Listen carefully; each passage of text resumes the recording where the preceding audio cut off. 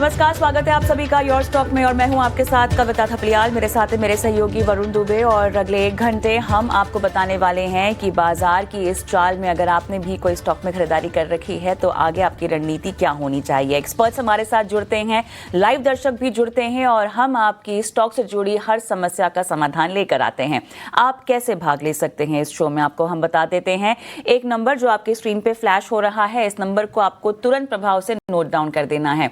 9167329108 ये वो नंबर है जहां पर हमें इंतजार रहता है आपके सवालों का। और आप चाहें तो सोशल मीडिया प्लेटफॉर्म पर, क्योंकि अगर आप हमें देख रहे हैं लाइव तो अपने सवाल वहां पर भी भेज सकते हैं। यूट्यूब पर अगर आप हमें लाइव देख रहे हैं तो कमेंट बॉक्स पे अपने सवाल आप जरूर डालिएगा ताकि हम आपको बताएं कि आपके लिए आगे की रणनीति स्टॉक स्पेसिफिक खरीदारी में क्या होगी। सवाल जब पूछ रहे हो तो बस ध्यान दीजिएगा कि आप स्टॉक का नाम डालिए क्लियरली, किस भाव पर आपने खरीदा है और आप उसमें कब तक रुकना चाहते हैं। उस ड्यूरेशन के हिसाब से जो है हमारे एक्सपर्ट आपको सलाह देंगे। मेहमान के तौर पे आज हमारे साथ 5 पैसा कैपिटल के सचिन गुप्ता जुड़ गए हैं। सचिन, हाय मॉर्निंग, स्वागत है आपका। और दर्शकों के सवालों का आना भी शुरू हो चुका है सचिन, लेकिन उससे पहले झटपट बाजार का एक चेक और उसके बाद आपसे बाजार की चाल पे सवाल होगा। फिलहाल 24,750 यहाँ पर बाजार कारोबार करता हुआ दिखाई दे रहा है। अगर आप निफ्टी के लिहाज से देखें तो फिलहाल 225 अंक नीचे है। सेंसेक्स 784 अंक नीचे और 51,393 के लेवल्स यहाँ पर फिलहाल दिखाई दे रहे हैं, 1% की कमजोरी। बैंक निफ्टी 450 अंक नीचे और 55,123 के लेवल्स फिलहाल 0.1% की गिरावट के साथ यहाँ कारोबार हो रहा है। क्लियरली यहाँ पर जो बाजार की मार्केट ब्रेथ है उससे पता चल रहा है कि पूरा जो खेमा है वो डिक्लाइंस की ओर यहाँ पे जाता हुआ दिखाई दे रहा है। इनफैक्ट बॉर्डर मार्केट्स आप देखें यहाँ पर थोड़ी सी गिरावट सीमित है। 180 अंक निफ्टी मिड कैप 100 जो है टूटा हुआ है फिलहाल, 1/4% की गिरावट यहाँ पर है। स्मॉल कैप भी अगर आप देखें, निफ्टी स्मॉल कैप 100 यहाँ पर हम देख रहे हैं कि हरे और लाल निशान के बीच में झूलता हुआ काफ़ी फ्लैट है ये इंडेक्स। लेकिन एडवांस डिक्लाइन आप देखिए 1492 डिक्लाइंस है, 1070 एडवांसेस हैं। क्लियरली जो हमने पिछले कुछ सत्रों में तेजी देखी है बाजार की वो आज पूरी तरह से गायब होती हुई दिखाई दे रही है। इनफैक्ट अगर कुछ स्टॉक स्पेसिफिक यहाँ पर चाल भी देखें उससे भी अंदाजा आपको लग जाएगा। निफ्टी ऑटो अगर आप देखिए लगभग 0.1% गिरा हुआ है। आईटी में हम देख रहे हैं 1% की गिरावट है। निफ्टी पीएसयू बैंक का जो इंडेक्स है उसमें आधे % की गिरावट हमें फिलहाल दर्ज दिखाई दे रही है। फार्मा काफ़ी फ्लैट है। मेटल्स हम देख रहे हैं 1/4% यहाँ पर गिरा हुआ है। लेकिन रियलिटी इकलौता ऐसा इंडेक्स है जो फिलहाल हरे निशान में झूलता हुआ दिखाई दे रहा है। काफ़ी मामूली तेजी है लेकिन 1/4% यहाँ पर निफ्टी रियलिटी हमें फिलहाल ऊपर दिखाई दे रहा है। तो ओवरऑल बाजार में हम देख रहे हैं कि आज के सत्र में गिरावट है। निफ्टी ऑयल एंड गैस 1% टूटा हुआ है। ओवरऑल मार्केट ब्रेथ भी मजबूत नहीं है। सचिन, अब ऐसे में आज के कारोबारी सत्र के लिहाज से हम समझना चाहें आपसे तो क्या आपको लगता है एक इंपॉर्टेंट सपोर्ट लेवल क्या होगा? देखिए स्टॉक स्पेसिफिक एक्शन तो बहुत है बाजार में, उस पर हम आने वाले हमारे जो दर्शकों के सवाल होंगे उस पर भी बातचीत करेंगे। लेकिन मोटा मोटा निफ्टी और बैंक निफ्टी सचिन अब सपोर्ट लेवल्स क्या होंगे आपकी तरफ से? Very good morning Kavita ji. बिल्कुल सही कहा आपने कि स्टॉक वाइज एक्शन तो जरूर है, बट इंडाइसेस पे जो है वो लास्ट 2 दिन की तेजी के बाद आज मोमेंटम जो है वो डाउन साइड में कंटिन्यू होते हुए नजर आ रहे हैं। 2 दिन की जो तेजी थी वो फिजल आउट होती हुई दिखाई दी है और आज मोस्टली अगर हम देखें तो ब्रॉडर बेस्ड मार्केट मोमेंटम जो है वो स्लाइड वीक होता हुआ दिखाई दिया है। ओवरऑल मुझे लगता है निफ्टी जो है वो एक ब्रॉडर रेंज में मूव करता हुआ नजर आ रहा है। लोअर साइड में 24,500 एक अच्छे सपोर्ट्स जोन बने हुए हैं, while on the higher side में 25,000 के लेवल्स ब्रेक होते हुए नजर नहीं आ रहे हैं। प्रायरली भी हमने देखा था 25,100 के आसपास के हाइस टेस्ट किए थे 15 मई के अराउंड, एंड उसके बाद में सेलिंग प्रेशर्स जो है वो हाई से वापस देखने को मिला था निफ्टी के अंदर। सिमिलरली प्रायर डे पर भी 25,000 के ऊपर क्लोज होते हुए नजर आए, बट वापस आज के ट्रेडिंग सेशंस में एक वीकनेस कंटिन्यू हो रही है। तो एक ब्रॉडर रेंज की अगर हम बात करें 24,500 on the lower side, while on the higher side में 25,000 वो अभी के लिए एक रेजिस्टेंस जोन बना हुआ है। मुझे लगता है विद इन दैट रेंज जो है वो मोमेंटम फर्दर प्ले होता हुआ नजर आ सकता है। वेल इस रेंज में अगर प्ले करना है तो buy on dip sell on rise की स्ट्रेटेजीज कंटिन्यू करनी चाहिए। एंड अभी के लिए करंट मार्केट प्राइस अगर हम बात करें तो 24,500 550 अराउंड दैट लेवल्स एक अच्छे सपोर्ट्स एरियाज बने हुए हैं। और कोई भी डिप अगर आज इंटरडे में भी अगर मिलती है 24,650 670 तक के लिए भी, तो मुझे लगता है 500 के एक स्टॉप लॉस के साथ में बाय साइड की पोजीशंस इनिशिएट की जा सकती है। तो जब तक ये ब्रॉडर रेंज ब्रेक नहीं होती है इधर ऑन द लोअर साइड और ऑन द हायर साइड में 25,000, तो जब तक मुझे लगता है बाय ऑन डिप्स और सेल ऑन डाइस, यही इंडाइसेस के अंदर जो है वो बेस्ट स्ट्रेटेजी रहेगी मोमेंटम प्ले करने के हिसाब से। सो अभी के लिए 24,500 एक अच्छा सपोर्ट एरिया निफ्टी के अंदर इंटैक्ट है। While on the higher side, in case अगर आज कुछ लाइक रिवर्सल्स मूव मिलते हैं अराउंड 650 670 की जोन से, तो फिर पॉसिबली हो सकता है आज का क्लोजिंग करीब 24,800 850 के अराउंड होता हुआ नजर आए। वेल बैंक निफ्टी की अगर हम बात करें, बैंक निफ्टी में अभी के लिए एक इंपॉर्टेंट लेवल्स जो है वो 55,000 बना हुआ, which is clearly acting as an good support level. और यहाँ पर 21 डेज के मूविंग एवरेजेस भी एक अच्छे सपोर्ट्स को लाइक सिमिलर लेवल्स पर ही जो है वो है। तो 55,000 अभी के लिए एक साइकोलॉजिकल सपोर्ट है। इनकेस अगर वो लेवल्स ब्रेक होते हैं बैंक निफ्टी में आज के दिन, तो फिर पॉसिबली 54,700 तक के लिए एक स्लाइड डिप और एक्सटेंड होती दिख सकती है। ऑन द लोअर साइड में 54,700 600 अराउंड दैट लेवल से एक अच्छे सपोर्ट्स जो है वो इंटैक्ट है। हायर साइड में अगर हम बात करें रेजिस्टेंस की, तो 55,600 अभी के लिए एक मेजर हर्डल बैंक निफ्टी के अंदर भी बना हुआ है। चलिए, तो ये राय आती हुई निफ्टी और बैंक निफ्टी दोनों ही पे काफ़ी सारे हर्डल्स है और कहीं ना कहीं मार्केट जो है वो अटक रहा है। और खासकर निफ्टी को अगर आप देखें तो 25,000 का लेवल जो है वो पार करने में पसीने छूट रहे हैं। हमेशा वहाँ तक जाता है और वहाँ से हमने देखा है कि फिर से निफ्टी हमेशा फिसल जाता है और आज भी वही हो रहा है। देखिए, उस लेवल पे कल हमने पहुँचा था 25,001, जो शगुन का एक है, वहाँ पे भी हमने क्लोजिंग की थी, लेकिन वहाँ से करीब 200 पॉइंट के आसपास की गिरावट जो है वहाँ गिरावट देखने हमें मिल रही है। लेकिन चलिए, अब सवाल जवाब का सिलसिला शुरू करते हैं और हमारे पहले कॉलर हमारे साथ जुड़ चुके हैं। शाहनवाज इनका नाम है। गुड मॉर्निंग सर, आपको आवाज़ आ रही है मेरी? हाँ, good morning sir. Good morning sir, पूछिए सर, कौन सा सवाल है और कहाँ से बोल रहे हैं सर आप? सर मैं दिल्ली से बोल रहा हूँ सर। मेरा 3 सवाल है सर। ओके, पूछिए सर। सर सैगिलिटी मैंने जो है ना 31.86 पे खरीदा था, 488 शेयर। ठीक है। और एनटीपीसी ग्रीन मैंने ले रखा है, 231 शेयर है, 108 रुपए पे सर। ठीक है। और एथर एनर्जी ले रखा है मैंने, 46 शेयर है, ये है 321 रुपए पे सर। चलिए ठीक है सर। सर एनटीपीसी पे आपको राय दिला देते हैं क्योंकि वहाँ पे थोड़ा कवरेज हमारा ज़्यादा है। एनटीपीसी ग्रीन आप कह रहे हैं कि एनटीपीसी?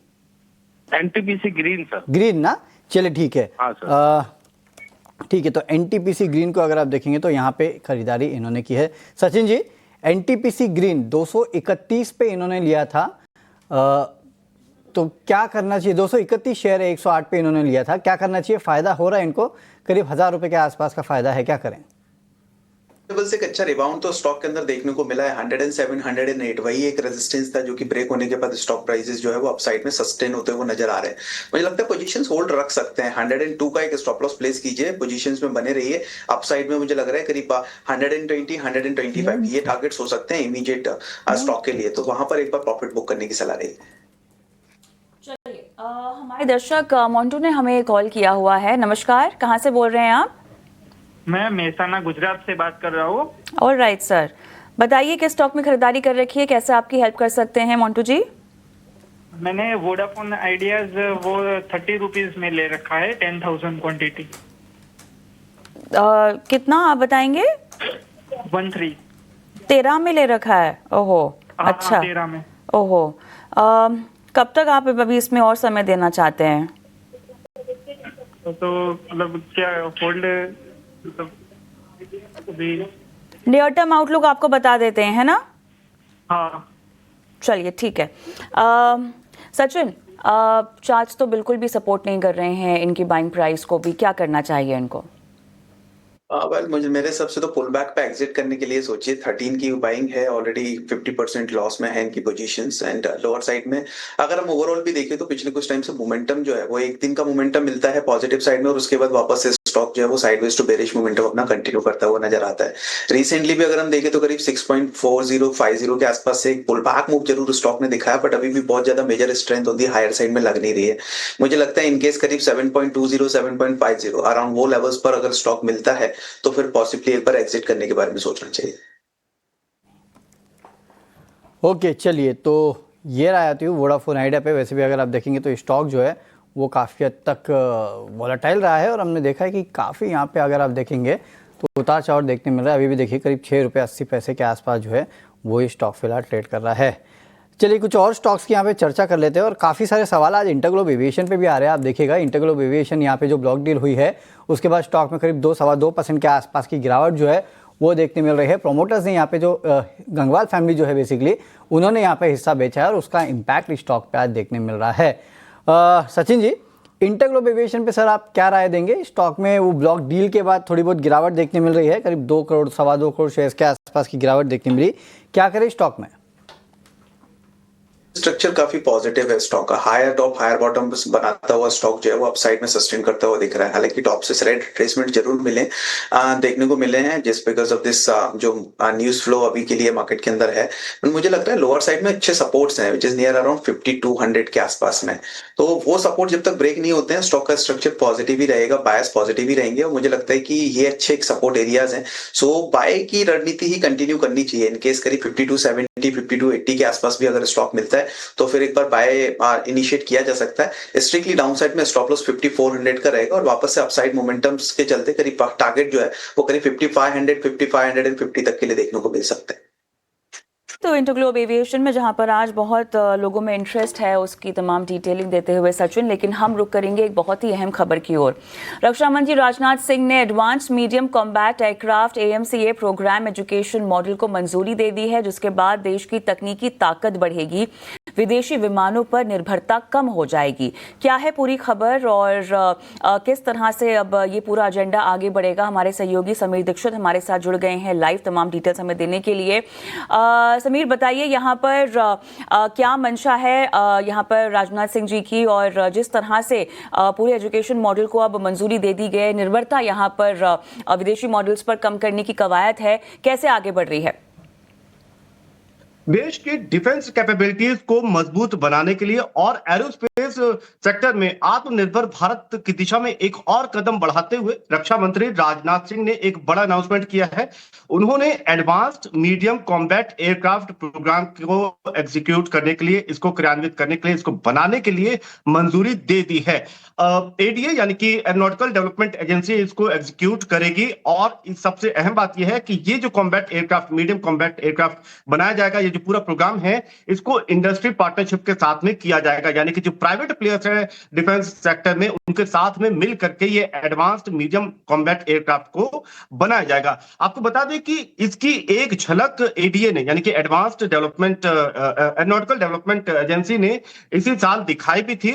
बेंगलुरु में जो एयर शो हुआ था वहां पर एक फुल स्केल मॉडल को प्रदर्शित भी किया गया था और इसकी क्षमता क्या हो सकती है, ये कितना ताकतवर हो सकता है और देश की सीमाओं की सुरक्षा के लिए कितना जरूरी है, इसकी झलक दिखाई थी। आपको बता दें कि जो full scale model arrow show में रखा गया था वहां पर इस एयरक्राफ्ट में इंडिजिनियसली यानी कि भारत में ही बने जो हथियार हैं वो कैसे इसमें लगाए जा सकते हैं, किन किन क्षमताओं के हथियार लगाए जा सकते हैं, वो सब कुछ प्रदर्शित किया था। मसलन मैं आपको बता दूं जैसे कि extra beyond visual range air to air missile वो इसमें लग सकती है। तारा 250 ग्लाइड बॉम्ब जो है वो भी इसमें फिट हो सकता है। स्मार्ट एंटी एयरफील्ड वेपन वो भी इसमें यानी कि इस कॉम्बैट एयरक्राफ्ट में उसको इक्विप किया जा सकता है। पेलोड कैपेसिटी की अगर बात करें तो इंटरनल पेलोड कैपेसिटी इस मीडियम कॉम्बैट एयरक्राफ्ट की तकरीबन 1500 किलो, जबकि एक्सटर्नल पेलोड कैपेसिटी हथियारों के नजरिए से देखें तो वो तकरीबन 6500 किलो की रह सकती है। तो कुल मिलाकर के इसमें आप सुरक्षा के नजरिए से आप देखें तो आप डिफेंस के नजरिए से आप देखें तो वो तमाम इंडिजिनसली डेवलप्ड वेपन्स को फिट किया जा सकता है। और सबसे अहम बात यह है कि जो अभी हाल की स्थिति बनी है ऑपरेशन सिंदूर के बाद में भारत ने जिस तरीके से देश की सीमाओं को सुरक्षा और उसको मजबूत करने के लिए जिस तरीके से सेक्टर में फोकस और बढ़ाया है, उसी की झलक है कि अब advance medium combat aircraft programme के एग्जीक्यूशन को मंजूरी दे दी गई है। ADA एरोनॉटिकल डेवलपमेंट एजेंसी इसको एग्जीक्यूट करेगी and the most important part कि इसमें इंडस्ट्री पार्टनरशिप भी होगी। तो ये कुल मिलाकर के आत्मनिर्भर भारत और PPP मॉडल को भी अगर हम देखें तो उसको और बल मिलेगा। चलिए यहाँ पर तमाम डिटेल्स आपने हमें दी समीर, आपका बहुत बहुत धन्यवाद। और दर्शकों के सवालों की ओर एक बार फिर से हम रुख करते हैं और मुजफ्फरनगर से करण का सवाल हम लेंगे। इनका सवाल टाटा पावर पर है। सचिन, इन्होंने 140 शेयर खरीद रखे हैं, इनकी बाइंग प्राइस ये 223 बता रही हैं। फोन लाइन पर मेरे साथ नहीं है। टाटा पावर पर हम दरअसल सवाल पूछ रहे हैं तो वो स्क्रीन पर आ सकता है। और राइट सचिन, चार्ट्स के मुताबिक आप क्या रेकमेंड करना चाहेंगे? 223 की इनकी बाइंग है और लंबा नजरिया है, माफ कीजिएगा, लंबा नजरिया इन्होंने अपनी डिटेलिंग में दे रखा है। फिलहाल मुनाफे में भी हैं, बताइए कितना और इनको रुकना चाहिए, किस स्टॉप लॉस के साथ? काफी अच्छे लेवल से बाइंग है और लंबा अवधि का अगर नजरिया लेके चल रहे हैं तो बिल्कुल मुझे लगता है बने रहना चाहिए स्टॉक के अंदर।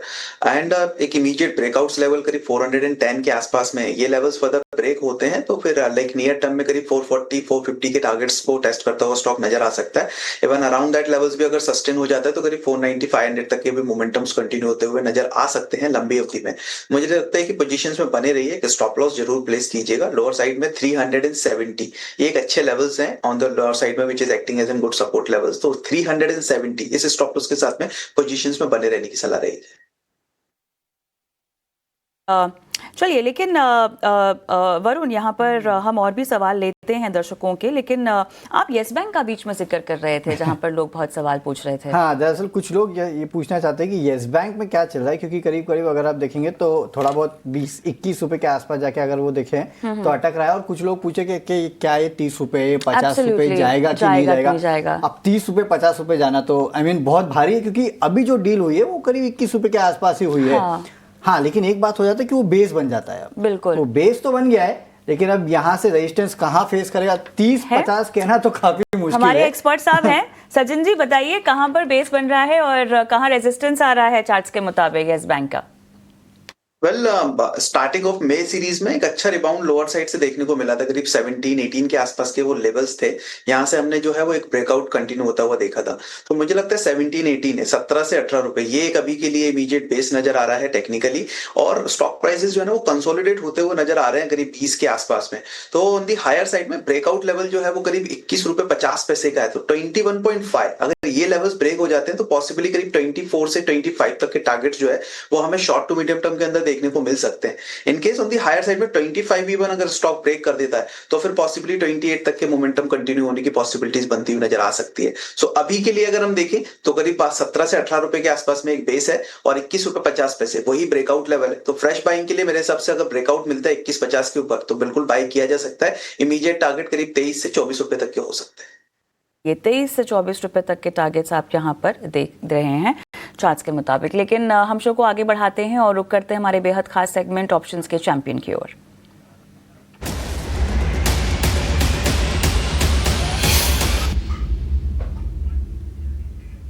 सेंट्रल ब्रोकिंग के नीलेश मेरे साथ जुड़ गए हैं। नीलेश, हाय मॉर्निंग, स्वागत है आपका योर स्टॉक में। खैर बाजार की चाल पे तो आप राय देंगे ही नीलेश, लेकिन उसके साथ साथ आपकी रणनीति भी आज के लिए बताइएगा जो आप दर्शकों को रेकमेंड करना चाह रहे हैं। Very good morning to you. देखिए, बिल्कुल मार्केट की अगर हम बात करें तो एक्सपायरी वाला वीक है। मंथली अगर एक्सपायरी सप्ताह होने वाली है, जिस हिसाब से वॉलेटिलिटी इंडेक्स में लगभग 4.5-5% का उछाल एकाएक हमें देखने को मिल रहा है। तो यहाँ पर थोड़ी वॉलेटिलिटी हम एक्सपेक्ट करके चल सकते हैं। हो सकता है हमें निचले स्तरों से एक रिबाउंड भी देखने को मिल जाए गोइंग फॉरवर्ड। तो 24,500 से 25,000 की ये 500 पॉइंट की रेंज है एक्सपायरी के लिहाज से। यहाँ पर एक खरीदारी वाला ट्रेड ऑप्शन के लिहाज से जो रडार पर आया है वो है एशियन पेंट में। एशियन पेंट के अंडरलाइन की अगर हम बात करें तो पर्टिकुलर काउंटर एक कंसोलिडेशन दिखा रहा है, बट यहाँ पर एक बेस फॉर्मेशन की भी तैयारी हो रही है। यहाँ पर एक पुल बैक 2350 से 2380 के जोन में आता हुआ नजर आ रहा है। इसीलिए यहाँ पे कॉल ऑप्शन 2320 का एट द मनी का लेने की सलाह होगी, जो कि फिलहाल 26 रुपए के आसपास है।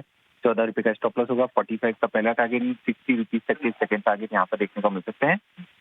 इसके लॉट साइज के लिहाज से रिस्क अप्रोक्सीमेट पर लॉट 3200 का है, अप्रोक्सीमेट रिवॉर्ड पर लॉट 6400 के बनते हुए नजर आ सकते हैं। तो यहाँ पर एशियन पेंट पुल बैक के पर्सपेक्टिव से लॉन्ग करके चल सकते हैं।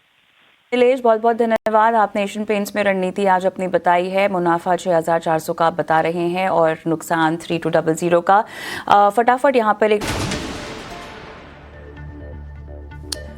2 दिनों की दमदार तेजी के बाद बाजार में मुनाफा वसूली हावी। निफ्टी करीब 200 अंक टूटा, 24,800 के नीचे। बैंक निफ्टी में 400 से ज्यादा अंकों की गिरावट। इंडिया विक्स करीब 4% चढ़कर 19 के करीब। खपत वाले शेयरों पर बिकवाली का दबाव। गोदरेज और टाटा कंज्यूमर में करीब 2% की गिरावट। अमेरिको, यूनाइटेड ब्रूवरीज और आईटीसी पर भी दबाव।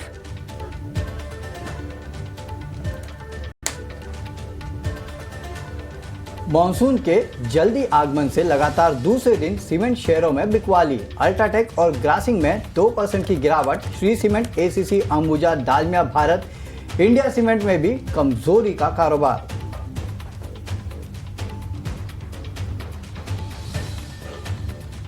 डिस्काउंट पर प्रमोटर की हिस्सा बिक्री से इंटरग्लोब एविएशन की उड़ान पर लगा ब्रेक, करीब 2% टूटा, 5.8% इक्विटी के कई सौदे।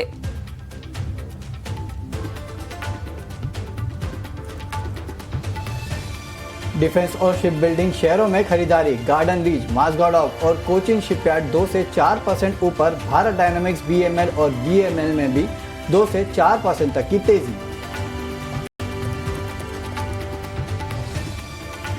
रक्षा मंत्री राजनाथ सिंह ने advance medium combat aircraft programme के एजुकेशन मॉड्यूल को दी मंजूरी। योजना को नॉटिकल डेवलपमेंट एजेंसी और इंडस्ट्री मिलकर बढ़ाएगी आगे। कदम से आत्मनिर्भर भारत के तहत एरोस्पेस सेक्टर को मिलेगा बूस्ट।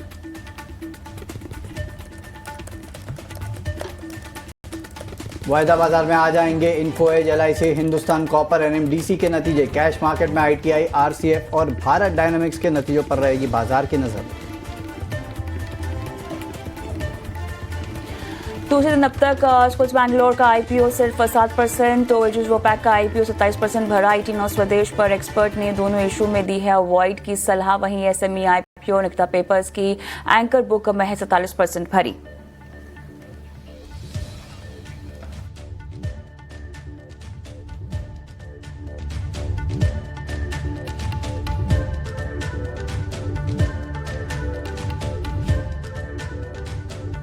तो नमस्कार, फिर से एक बार आपका योर स्टॉक्स में स्वागत है और शो को हम जारी रखेंगे और आपके सवालों का लगातार देते जाएंगे जवाब। तो आपके जितने भी सवाल है आप हमें भेज सकते हैं, कोशिश करेंगे हर एक सवाल का जवाब देने के लिए। लेकिन उसके पहले एक बार फिर से मार्केट का चेक ले लेते हैं कि मार्केट में किस तरह का कारोबार फिलहाल देखने मिल रहा है। तो अभी भी अगर आप देखेंगे तो 24,800 के आसपास जो है वो निफ्टी अटक रहा है। कहीं से कहीं तक कोई बहुत बड़ा रिस्पाइट जो है वो यहाँ पे मार्केट में नहीं देखने मिल रहा है। इनफैक्ट बैंक निफ्टी को देखेंगे तो वहाँ पे भी आपको गिरावट देखने मिलेगी। स्मॉल कैप इंडेक्स लेकिन आप देखिएगा हल्के हरे निशान में कामकाज करता हुआ आपको साफ नजर आएगा। तो स्मॉल कैप इंडेक्स थोड़ा बहुत राहत दे रहा है, लेकिन हाँ, भले वो मिड कैप हो, भले वो बैंक निफ्टी हो, भले वो निफ्टी हो, हर जगह आपको गिरावट ही देखने मिल रही है। तो थोड़ा बहुत दबाव वाला ट्रेडिंग सेशन जो है वो आज भारतीय बाजारों में देखने मिल रहा है। लेकिन जैसे कि मैंने कहा कि सवाल जवाब का सिलसिला अभी भी जारी रखेंगे। तो आप अपने सवाल हमें भेज सकते हैं, हमारे टोल फ्री नंबर्स पे आप कॉल कर सकते हैं, यूट्यूब पे हमें सवाल भेज सकते हैं।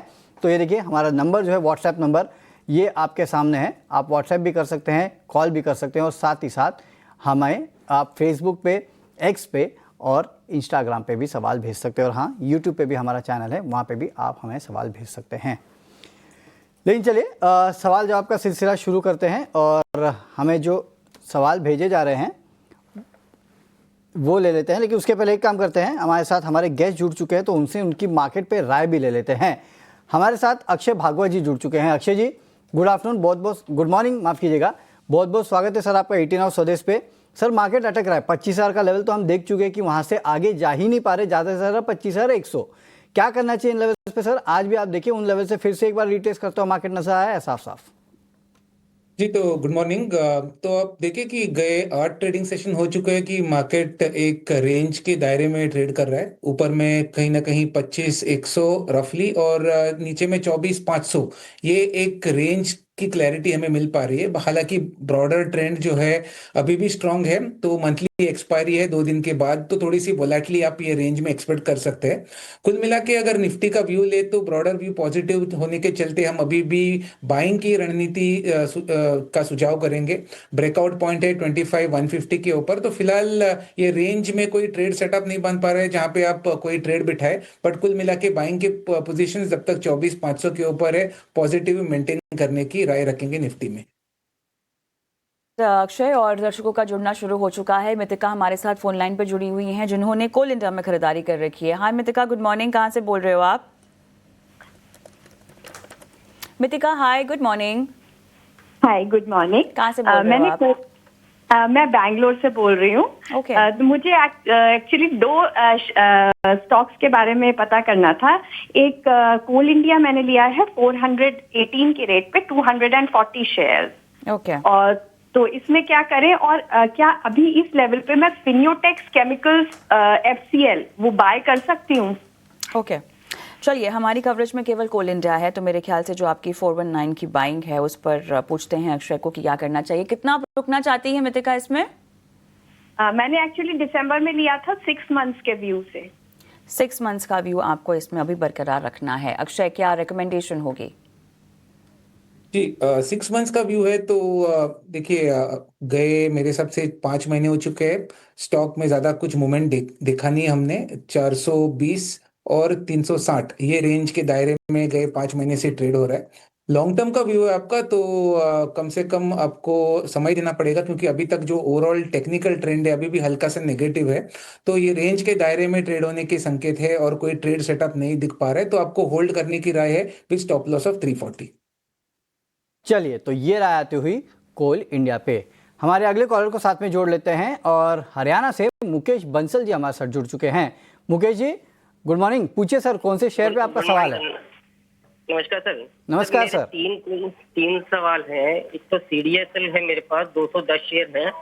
19। हेलो। हाँ सर बोलिए, आपकी आवाज आ रही है सर, बोलिए। सर मेरे 3 स्टॉक है। एक तो CDSL पे है, मेरे 210 शेयर है 1970 के भाव से। ठीक है। अगला एक PNB है 400 शेयर 49 रुपए के, सॉरी 94 के रेट से। और ओके। एक वारी एनर्जी है मेरे 40 शेयर 2800 के भाव से। 2800 के भाव पे आपके पास है। चलिए ठीक है सर, वारी तो हमारे कवरेज में नहीं है, लेकिन CDSL और PNB इन दो स्टॉक्स पे आपको राय दिला देते हैं। अक्षय जी, CDSL 1970 पे इन्होंने खरीदा है, 1970 पे, वहां से करीब करीब 500 रुपये नीचे है स्टॉक। और PNB करीब 94 रुपये के आसपास के लेवल पे इन्होंने ये स्टॉक खरीदा था। तो बताइए सर, दोनों पे अपनी राय दीजिएगा। जी देखिए CDSL एक रिकवरी मोड में है, तो थोड़ा सा आपको समय देना पड़ेगा, क्योंकि लॉन्गर टर्म ट्रेंड अभी भी स्ट्रांग है। बस जो 3 से 5 महीने का व्यू है उसमें एक रेंज बाउंड या न्यूट्रल व्यू आप कह सकते हैं वो बनता हुआ दिख रहा है। तो जो रिकवरी अटेम्प्ट है 1100 से हमने 1468 करंट रेट देख रहे हैं हम, तो ये इसको समय लगेगा, पर ओवरऑल लॉन्गर टर्म रखेंगे तो 2000 तक वापस आपको रेट मिल सकते हैं। तो होल्ड करने की राय रहेगी CDSL में। और PNB पंजाब नेशनल बैंक का व्यू रखें तो यहाँ पे मेरे हिसाब से एक रेंज बाउंड प्राइस स्ट्रक्चर है इसमें। तो कोई टेक्निकली तो कोई संकेत नहीं दिख पा रहा कि बहुत बड़ी तेजी होगी। 90 का सपोर्ट और 110 ये रेजिस्टेंस जोन है। मेरा सुझाव रहेगा कि अगर PSU बैंक्स में आपको चुनना है तो कैनरा बैंक या बैंक ऑफ बड़ौदा, ये दो अदर बेहतरीन स्टॉक है जहां पे आप शिफ्टिंग करने की सोच सकते हैं, जहां पे बड़ी तेजी की उम्मीद हम 1 ईयर इन्वेस्टमेंट प्लस के टाइम होराइजन के बाद सोच सकते हैं। ऑलराइट, कैनरा बैंक पर आपने ये रिकमेंडेशन दी है। हम आगे बढ़ते हैं। और PNB भी था मेरे ख्याल से इनका, अक्षय? जी, तो PNB पे राय दिया मैंने कि रेंज बाउंड ऑलराइट, चलिए आप यहाँ पे दे चुके हैं। मुकेश बंसल साहब मेरे साथ फोन लाइन पर जुड़े हुए हैं। तेजस, माफ कीजिएगा, इनका नाम है तेजस। हाय, गुड मॉर्निंग। कहाँ से बोल रहे हो आप? मैं पुणे से आप बात कर रहे हैं? अच्छा, यस। बताइए, दफ्तर पहुंच गए आप? नहीं, मैं स्टूडेंट हूँ मैम बेसिकली। आप स्टूडेंट हैं? ओह लवली। Yes. और आप स्टॉक्स में ट्रेडिंग करते हैं? यस। ओके। हम दफ्तर पहुंच सकते हैं। तो 5 से 4 शेयर है मेरे नो, पास। But then the biggest thing है वो स्टूडेंट है। हाँ, वो स्टूडेंट है तो हाँ बिल्कुल, सो दैट वो बहुत इंटरेस्टिंग है। बताइए, आपने कौन कौन से स्टॉक्स खरीदे हुए हैं? क्या पोर्टफोलियो है आपका स्टॉक्स का? 5 से 4 स्टॉक है मेरे पास IREX के 149 के बाइंग पे। REC कहा आपने? IREX RF से। ओके, क्या प्राइस है? 149 के बाइंग पे। 149 की बाइंग है। ओके, और तो मुझे अभी क्या करना चाहिए मैम? अच्छा, बताते हैं तेजस, कितना इसमें और रुकना है? तो कम से कम 6 महीने तक और। 6 मंथ्स। तो पढ़ाई के साथ साथ कुछ काम भी करते हो आप तेजस? नहीं, मुझे शायद आवाज़ नहीं आ रही। मुझे दरअसल ये पूछना था कि काम करते हैं, नौकरी करते हैं, या पॉकेट मनी से कुछ यहाँ पर ट्रेडिंग। हाँ एग्जैक्टली, बट शायद कनेक्शन में इशू आ रहा है। Akshay, RFC 149 6 months. जी, IDFC अगर 6 मंथ्स का व्यू के साथ आप होल्ड करें तो मेरे हिसाब से कोई बहुत बड़ी तेजी की उम्मीद तो नहीं दिख पा रही, क्योंकि अगर आप इसका 1.5 साल से देखे तो एक रेंज बाउंड कंसोलिडेशन है, पर टेक्निकली अभी भी मजबूत है। मेरे हिसाब से थोड़ा और शायद समय देना पड़े आपको, क्योंकि कुल मिला के 100 एक बहुत ही स्ट्रांग सपोर्ट जोन है, और मैं उम्मीद कर रहा हूँ कि 100 के लेवल के आसपास से और एक रिकवरी स्टॉक अटेम्प्ट करेगा। तो फिलहाल आपको थोड़ी लंबे समय की अवधि से होल्ड करना पड़े। 100 से उम्मीद है रिकवरी अक्षय, शायद थोड़ी सी आवाज जैसे मैंने नहीं कहा। आई है। अक्षय, IRFC है उनका स्टॉक। जी माफ कीजिए, IRFC में ओवरऑल देखिए रेल और डिफेंस, ये जो दबे हुए क्षेत्र थे उसमें रिसेंटली हमने रिकवरी देखी है। Overall longer term price structure strong है।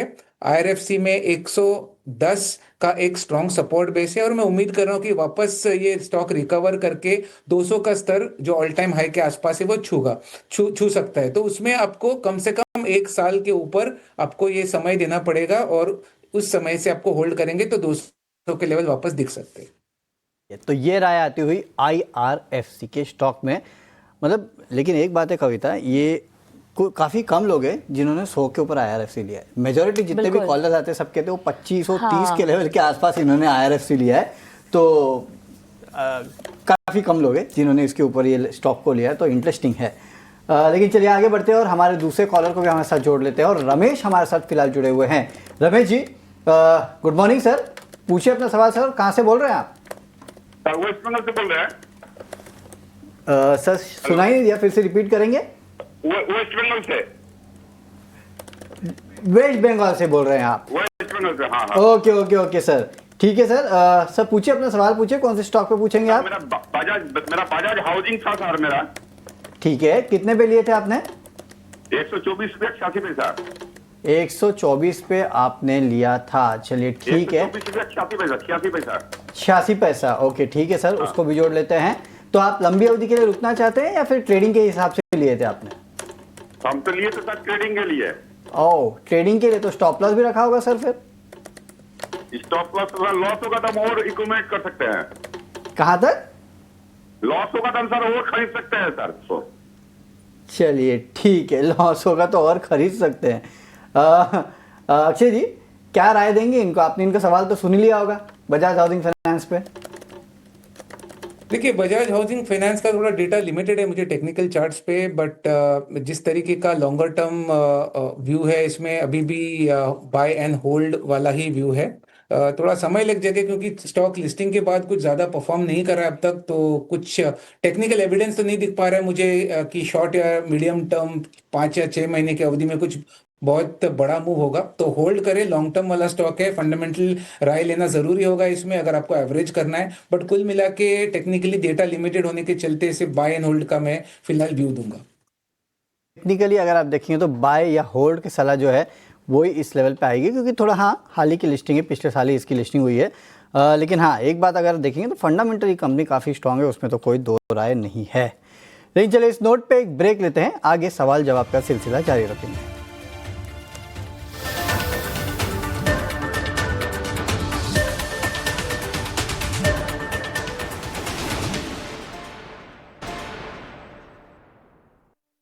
वेलकम बैक और दर्शकों की ओर बढ़ते हैं। जम्मू से शानू हमारे साथ फोन लाइन पर है। नमस्कार सर, बताइए किस स्टॉक में खरीदारी है? Good morning ma'am. मेरी 3 स्टॉक्स के बारे में व्यूज चाहिए आपके। पहला है शांति गियर, इसका बाय प्राइस है 500, 300 की क्वांटिटी हमारे पास है इसकी, और हॉराइजन है मेरा 3 to 6 मंथ का। सेकंड स्टॉक है डॉम, जो कि बाय प्राइस है 2545 की, 90 क्वांटिटी है, और अगेन हॉराइजन सेम है 3 to 6 मंथ। और तीसरा है एनटीपीसी, जिसका बाय प्राइस है 348, क्वांटिटी है 1000 एंड सेम हॉराइजन। मैम इसमें आप मुझे गाइड कीजिए, क्या इसको मैं होल्ड करूं या लॉस बुक करके एग्जिट करना चाहिए? ऑलराइट, शानू यहाँ पर माफ़ी चाहते हैं, हमारे कवरेज में सिर्फ एनटीपीसी है, उसी पर आपको हम राय दिला पाएंगे। और शानू के साथ साथ कुछ यूट्यूब पर भी दर्शक हैं जो सवाल पूछ रहे हैं। हाल ही में जो सवाल पूछा जा रहा है प्रदीप अग्रवाल जी के जरिए, बता दूं कि ये स्टॉक हमारी कवरेज में नहीं है सर, कोई और स्टॉक होगा तो आप बताइए, आपको सलाह उस पर दिलवाएंगे। चलिए अक्षय, एनटीपीसी बताइए, 348 है इनकी बाइंग प्राइस और 3 से 6 महीना ये कह रहे हैं कि रुक सकते हैं। जी देखिए 3 से 6 महीने का टाइम है तो एक न्यूट्रल प्राइस स्ट्रक्चर है, रेंज के दायरे में सीमित रहेगा एनटीपीसी, मेरा मानना है 300 का lower end of the band और शायद 375 अपर एंड ऑफ द बैंड, ये रेंज एनटीपीसी में बनता हुआ दिख रहा है। तो ज्यादा कुछ तेजी की उम्मीद अब 3 से 6 महीने में ना करें मेरे हिसाब से। अगर आप स्विच करने के लिए अगर ओपन है तो टाटा पावर, जो पावर क्षेत्र में है, इसका सेटअप बहुत बढ़िया है। यहाँ पे आप 3 से 6 महीने का टाइम फ्रेम देंगे तो 460 तक टारगेट की उम्मीद कर सकते हैं। तो टाटा पावर में स्विच करने की राय रहेगी। एनटीपीसी होल्ड करेंगे तो रेंज बाउंड है, शायद आपके भाव जो जहां पे आपने लिया वो आपको वापस मिल सकते हैं। ठीक है, तो ये राय आती हुई एनटीपीसी पे। अगले कॉलर की तरफ चलते हैं और हमारे अगले कॉलर है उमानंद झा। झा साहब गुड मॉर्निंग। सर कहाँ से बोल रहे हैं सर आप? सर मैं नोएडा से बोल रहा हूँ। नोएडा से बोल रहे हैं, चलिए वेरी गुड सर। सर बरसात हो रही है वहाँ पे, क्या चल रहा है दिल्ली नोएडा वहाँ सब? लगता है होने वाली है, अभी हो नहीं रही है। अच्छा अभी हो नहीं रही है, चलिए ठीक है सर। हमारी मुंबई में तो अच्छी खासी बरसात हो रही है। सर पूछिए अपना सवाल सर, कौन से स्टॉक पे है? जी मैं इंडिगो के बारे में पूछना चाहता था, क्योंकि अभी ये जो लेटेस्ट न्यूज आई है सेल वगैरह की, तो इससे मेरे को थोड़ी चिंता हो रही थी। मेरे पास 10 शेयर है 4497 ईच के भाव पे। चलिए ठीक है, तो 4497 के भाव पे लिए सर। बेहतरीन स्टॉक लिया तो आपने लंबी अवधि के लिए लिया ही होगा, मैं ये एज्यूम कर रहा हूँ। जी ये लंबी अवधि के लिए। तो मेरा क्वेश्चन ये था कि अभी बने रहें या कुछ और सोचना चाहिए। चलिए ठीक है सर। वैसे तो हमारे गेस्ट ने इंटेग्रो पे इसके पहले शो में भी राय दी थी, लेकिन अक्षय जी इंटेग्रो एविएशन क्या करना चाहिए? 4497 पे इन्होंने खरीदा है, इस ब्लॉक डील के बाद भी ये फायदे में है, क्या करें? थोड़ी लंबी अवधि के लिए रुकना चाहते हैं? जी देखिए आज न्यूज़ फ्लो है, इसके चलते आपको गैप डाउन है ब्लॉक डील का। तो long term purely price based study पे एक रेंज का जो है सिनारियो बिल्डअप हो रहा है, जहाँ पे 5100 आपका lower end of the range है और 5600 आपका higher end of the range है। और ये 2 महीने से ये रेंज आपको इंडिगो में दिखाई पड़ रहा है। तो लॉन्गर टर्म का अगर आपका टाइम होराइजन है तो होल्ड करें, क्योंकि टेक्निकली अभी भी बहुत ही फर्म है प्राइस स्ट्रक्चर, और समय देंगे तो 6000 पार कर जाएगा, ये मेरा मानना है। तो 5000 के सपोर्ट बेस है और 6000 का टारगेट प्रोजेक्शन के साथ इंडिगो होल्ड करने की राय रहेगी। ऑलराइट, वडोदरा से विनोद कुमार गर्ग साहब फोन लाइन पर हैं। नमस्कार। नमस्ते मैडम, मैं वडोदरा से बोल रहा हूँ। जी सर। मैंने 100 शेयर चंबल फर्टिलाइजर के 675 पर लिए हैं। ओके। तो अभी बहुत लॉस है, उसमें क्या करना है? होल्ड करना है कि निकल जाना है? आपने 6 महीने का समय और देना है। 6 महीने से 1 साल दे सकता हूँ। 6 महीने से 1 साल दे सकते हैं। चलिए फिलहाल यहाँ पर लॉस 8045 का है। अक्षय बाइंग प्राइस बताइएगा। इनकी खरीद भाव 675 है। या ये देखिए स्टॉक में दबाव है, क्योंकि ये जो स्टॉक है ये इसके नए जो कॉन्ट्रैक्ट है जून मंथ से मेरे हिसाब से फ्यूचर्स एंड ऑप्शंस में नहीं दिखेंगे आपको। तो फिलहाल करंट जो मई जून और जुलाई के जो कॉन्ट्रैक्ट्स है उसमें ट्रेड कर पाएंगे आप। नए कॉन्ट्रैक्ट्स जो जून से खुलेंगे वो नहीं खुलेंगे, उसके चलते आपको जो है स्टॉक बैन में आता हुआ दिख रहा है, जो बिकवाली का दबाव गए कुछ दिन से दिख रहा है। तो ये स्थिति है चंबल फर्टिलाइजर्स की। तो जो एक्शन चल रहा है उसके चलते थोड़ी वीकनेस है। बाकी आपका अगर कैश में होल्डिंग है तो मुझे नहीं लगता कोई आपको लॉन्ग टर्म के हिसाब से इसमें कोई चिंता या चिंता वाली संकेत दिख पा रही है। तो होल्ड करें, कहीं ना कहीं 550 का एक सपोर्ट बेस है। जिस तरीके का सेलिंग है उसके बाद समय लग जाएगा रिकवरी में, but longer term time horizon से वापस 700 के लेवल छू सकता है चंबल फर्टिलाइजर, ये फिलहाल उसका प्रोजेक्शन है। चलिए, तो ये राय आती हुई चंबल फर्टिलाइजर पे। लेकिन इंटरेस्टिंग है कविता, आजकल इतने सारे स्टॉक्स एफएनओ में आ रहे हैं, बाहर जा रहे हैं, और ऑलमोस्ट हर सीरीज में अगर आप देखेंगे तो 5-6 स्टॉक आपको आते जाते दिखेंगे। एक्सक्लूजन और इंक्लूजन चलता ही रहता है। बिल्कुल सही कह रहे हैं। याद नहीं रहते आजकल ये स्टॉक्स की कौन से बाहर आने वाले, इसीलिए हमें लिस्ट खोल के रखनी पड़ती है कौन से जाने वाले। तो अक्षय जी का तो सबसे पहले तो आई मीन ग्रेट कि आपको याद है कि चंबल फर्टिलाइजर जो है वो बाहर जाने वाला है एफएनओ से। लेकिन चले अगला सवाल ले लेते हैं। हमारे अगले कॉलर साथ में जुड़ चुके हैं उज्जवल जैन साहब, हमारे साथ जो है वो फिलहाल जुड़े हैं। जैन साहब नमस्कार, पूछिए सर अपना सवाल। हेलो। हाँ यस सर पूछिए। टाटा टेक है सर 1200 रुपए का। टाटा टेक आपने 1200 में लिया था, ठीक है। हाँ, और फिर मैंने एवरेज करने के लिए 650 में और दिए सर। 25 संख्या थी अब 70 हो गई है। अच्छा, तो आपका एवरेज प्राइस क्या है सर? फिर 800 के आसपास होगा। हाँ 840 करीब आ रहा था। चलिए, तो 840 के करीब जो है वो यहाँ पे एवरेज प्राइस आ रहा है। सर कितने समय तक रुकना चाहेंगे स्टॉक में? उन्हें के लिए तो मैं 2-3 साल के SBI कार्ड में रुका हुआ हूँ, 903 रुपये का है मेरे पास। अच्छा, 903 रुपये का SBI कार्ड भी आप लेके रखे हैं। चलिए ठीक है सर, तो टाटा टेक भी 2 से 3 साल तो कम से कम आप रुकेंगे, राइट? हाँ, कभी भी रुक सकता हूँ, ऐसी कोई बात नहीं है। चलिए ठीक है, तो दोनों स्टॉक पे आपको राय दिला देते हैं, SBI कार्ड्स और टाटा टेक। अक्षय जी, SBI कार्ड्स, टाटा टेक, क्या करें इन स्टॉक्स में? जी देखिए, टाटा टेक जो है एक IPO के बाद बहुत ही निराशजनक उसका परफॉर्मेंस रहा है, क्योंकि लिस्टिंग के बाद बहुत ही उम्मीदें थी और स्टॉक कभी चल नहीं पाया है। बट गए 2 महीने में एक जो पॉजिटिव प्राइस एक्शन हमने देखा है, एक क्लैरिटी मिल पा रही है कि कहीं ना कहीं 650 एक लेवल है जहां पे इस स्टॉक में हमें डिमांड देखने को मिल पा रहा है। तो एक रिकवरी रैली हमने देखी है। फिलहाल हम टेक्निकली इसे पुल बैक रैली कहेंगे। टेक्निकली जो भी डेटा अवेलेबल है मेरे पास, कोई बहुत बड़ी स्ट्रेंथ के संकेत नहीं दे पा रहा है, पर जिस तरीके का रिकवरी रैली है, शायद स्टॉक 950 ये स्तर छू सकता है। उसके बाद इसमें एक रिवीजन करना पड़ेगा, रिविजिट करना पड़ेगा कि कुछ स्थिति चेंज हो रही कि नहीं। तो यहाँ से 950 ये मेरा टारगेट प्रोजेक्शन है, उसके लिए आपको बने रहना है। शायद 3 से 6 महीने का टाइम होराइजन इसमें लग सकता है आपको। दूसरा जो स्टॉक है, आप स्टॉक का नाम दोहराएंगे, मैं मिस कर गया। SBI cards. हाँ, मैं ही ले रही हूँ जी, SBI कार्ड्स जी। तो SBI कार्ड्स का देखिए टेक्निकल प्राइस स्ट्रक्चर तो मजबूत है। मीडियम टर्म में 650 से 910 ये आपका रिकवरी रैली देखने को मिला है और एक पोटेंशियल ब्रेकआउट की तैयारी कर रहा है स्टॉक। ब्रेकआउट जोन है करीबन 925 के ऊपर। तो वन वे तो ब्रेकआउट नहीं कर जाएगा, क्योंकि एक तरफा चला है 4 महीने में, थोड़ी सी रुकावट जरूर मिलेगी आपको। बट लॉन्ग टर्म का अगर आपका विजन है तो आने वाले 1-2 महीने में जरूर आपको ये ब्रेकआउट जिसकी मैं बात कर रहा हूँ देखने को मिलेगा, जिसके चलते स्टॉक 1100 तक छू सकता है। कम से कम एक साल का समय दे और 1100 के टारगेट के लिए आप इसमें बने रहे। राइट, चलिए, तो सवाल जवाब के सिलसिले में आपने SBI कार्ड्स में ये सलाह दी है और इसी के साथ शो को भी समाप्त करने का समय हो गया है। अक्षय, जाने से पहले आप क्या कोई डिस्क्लेमर देना चाहेंगे अपने? जी, तो डिस्क्लेमर की जो स्टॉक्स शो पे डिस्कस करा है, मेरी कोई पर्सनल होल्डिंग्स है नहीं उनमें, और कुछ स्टॉक्स हमने हमारे क्लाइंटों को रिकमेंड किया होगा।